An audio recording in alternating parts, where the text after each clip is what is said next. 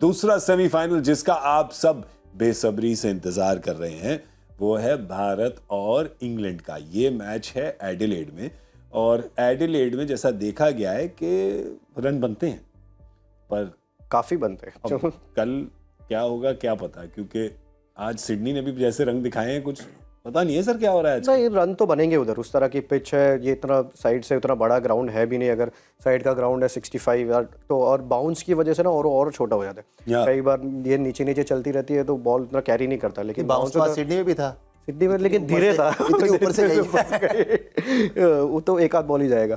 पर I think C obviously कल batting versus batting ज़्यादा चलेगी, क्योंकि जिस तरह का पिच है, भले ही तीसरा मैच हो रहा है टूर्नामेंट का वहाँ पे, तो आई थिंक और दूसरी चीज़ भारत को वो देखनी होगी कितना स्विंग मिलता है, क्योंकि एडिलेड एक लौता ग्राउंड है जहाँ पे उतना स्विंग नहीं मिला था। हमें लिटन दास ने जिस तरह की इनिंग खेली थी, तो प्लान बी क्या होगा अगर शुरुआत में स्विंग नहीं करी। हालांकि पूरे टूर्नामेंट में जिस तरह से भुवी ने और अर्शदीप ने नए बॉल से गेंदबाजी करी है कि हर 2-3 ओवर विकेटें जाती ही जाती थी, एक नहीं 2-3 चली जाती थी, तो ऑपोजिशंस के पास उतना टाइम नहीं मिलता था कमबैक करने का। पर यहाँ पे वो एक बड़ा चैलेंज होगा, क्योंकि इंग्लैंड एक हार्ड हिटिंग टीम है।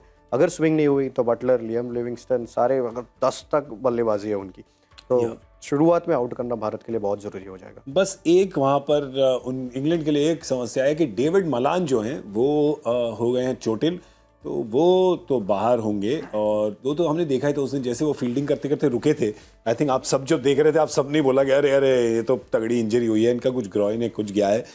इनकी जगह फिल शॉट, तो इनकी जगह आप क्या करेंगे आशीष? क्योंकि बल्लेबाजी है लंबी, डेविड मलान बाहर गए हैं, आप उनकी जगह एक बल्लेबाज लाएंगे, आप कहेंगे मैं गेंदबाजी और स्ट्रॉन्ग कर देता हूँ, एक गेंदबाज ले आता हूँ।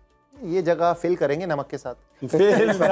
नाइस। क्योंकि अभी इनके साथ अगर आप देखें वापस तो बल्लेबाजी जो है लियम लिविंगस्टन 7 पे आ रहे हैं, राइट? पर गेंदबाजी भी ऐसा नहीं, देखिए इनके पास अगर आप एक होते ना कई टीम के पास कि गेंदबाज 5 हैं जिनमें से ना 2 या 3 बहुत तगड़े गेंदबाज है, बाकी 2 उतने उस दर्जे के नहीं है। ठीक है, यहाँ पर आपके पास 5 नहीं, यहाँ पर हैं आपके पास 6-7, और वो 6-7 में भी ना जो 2 कोई भी अगर चूज करने हो ना तो वो 2 भी कोई ऐसे अलग नहीं दिखने वाले। तो इनके पास जैसे आप आदिल रशीद एक आउट एंड आउट स्पिनर है, बाकी मोइन अली हैं, आप बाहर देखें मिल्स हैं, वोक्स हैं, विली हैं, सैम करन है, बेन स्टोक्स हैं, पर यहाँ पे अब एक जोफ्रा आर्चर हो, एक अलग out and out fast bowler आपको दिख रहे हैं, ना, या जसप्रीत बुमराह को आप देखते हैं कि, और जैसे हमारी गेंदबाजी की आप बात करें, शामी है, अर्शदीप है, भुवी हैं, कि शामी और भुवनेश्वर कुमार 2 हैं एक्सपीरियंस।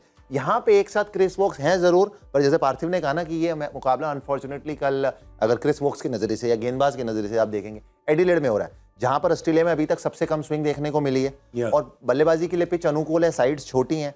जैसे आपको सिडनी में स्विंग ज्यादा देखने को नहीं मिलती, पर फिर भी क्या गेंद थोड़ा फंसता है कि अगर आप उंगलियां मारे बतौर तेज गेंदबाज, थोड़ा गेंद फंसता है। कोई आपने जोर से टप्पा भी डाला ना तो वो बल्ले पे उतनी तेज नहीं आती, तो बल्लेबाज भी जब खेलता तो ऐसा लगता है ये गेंद 5.5 आउंस की नहीं है, थोड़ी ज्यादा है। जो हम बात करते हैं ड्यूक्स की गेंद की इंग्लैंड में जब टेस्ट मैच होता है, पर यहाँ पे जो एडिलेड अभी तक हमने जितना देखा है ये बल्लेबाजी के लिए सबसे अनुकूल परिस्थिति है, और वहां पर सामने भारत की बल्लेबाजी, इंग्लैंड की बल्लेबाजी, तो गेंदबाजों के लिए अगर शुरुआत में गेंद स्विंग नहीं हुई या आपने विकेट प्राप्त नहीं की, जैसे आज न्यूजीलैंड ने विकेट नहीं प्राप्त किए, पहले 6 ओवर में 55 रन बने, उस ग्राउंड में जिस भी टीम ने अगर 6 ओवर में 55 बनाए ना तो फिर ये 150 के आसपास नहीं जाएगी उनकी गाड़ी। वहां अगर आपने अच्छी बल्लेबाजी करी तो 190 या 200 कल तो भी दिख सकता है। दूसरा इंग्लैंड के लिए वो एक कंसर्न है मार्क वुड का भी, जो आशुभा बात कर रहे थे, एक out and out Tej bowler होना चाहिए, वो एक है, लेकिन उनकी भी फिटनेस के ऊपर सवाल है कि वो भी प्रैक्टिस से निकले थे बाहर, तो फिर उनके बाद खबर आई है, खबर फोन आया मेरे को, आ गया अभी जस्ट शो से पहले बात कर रहे थे, इनफैक्ट उन्होंने मुझे मैसेज भेजा ऑन क्रिक बज़। देखिए, या तो अगर आप जब हम बात कर रहे थे पर्थ की साइड बड़ी, मेलबर्न साइड्स बड़ी, पिच में मदद, ब्रिस्बेन में हमने देखा कुछ था, यहाँ पर यार सिडनी की पिच हमने देखी है, तो वहां पर ना आप स्लोअर वन डाल सकते हैं, गेंदबाजों के पास ऑप्शंस हैं।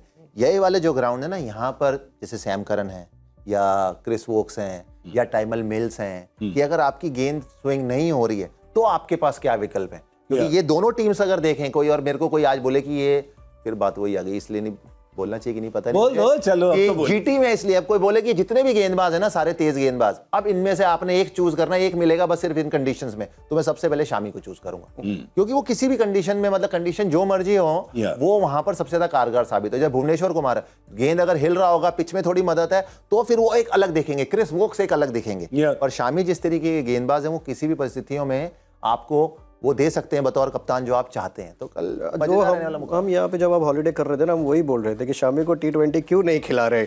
हम तो बोल रहे थे वही नहीं, वर्ल्ड कप से पहले जब तक उनका नाम नहीं आ रहा था तो हम वही बात कर रहे थे कि एक शामी अकेले सेम चीज कि नया बॉल भी डाल देंगे, यॉर्कर भी डाल देंगे। तो सर पर इंडियन टीम ने अब ये दिखाया है कि सारा साल जो नहीं दिखाते वो विश्व कप में दिखा देते हैं। ठीक है, नई बात बताओ। हाँ, नई बात बताऊं, क्योंकि हमने देखा चहल थे पूरे साल, पिछले साल नहीं थे विश्व कप में, फिर दिखे पूरे, जैसे शमी थे विश्व कप में, पूरे साल नहीं दिखे, अब आगे विश्व कप में। पर इसीलिए चहल नहीं थे विश्व कप में, पूरे साल दिखे, अब नहीं है विश्व कप जब भी में। चर्चा होती थी ना, कोई 2-3 महीने पहले तक भी चर्चा करता था, सर आपकी विश्व कप की टीम, ये आपको क्या लगता है विश्व कप में?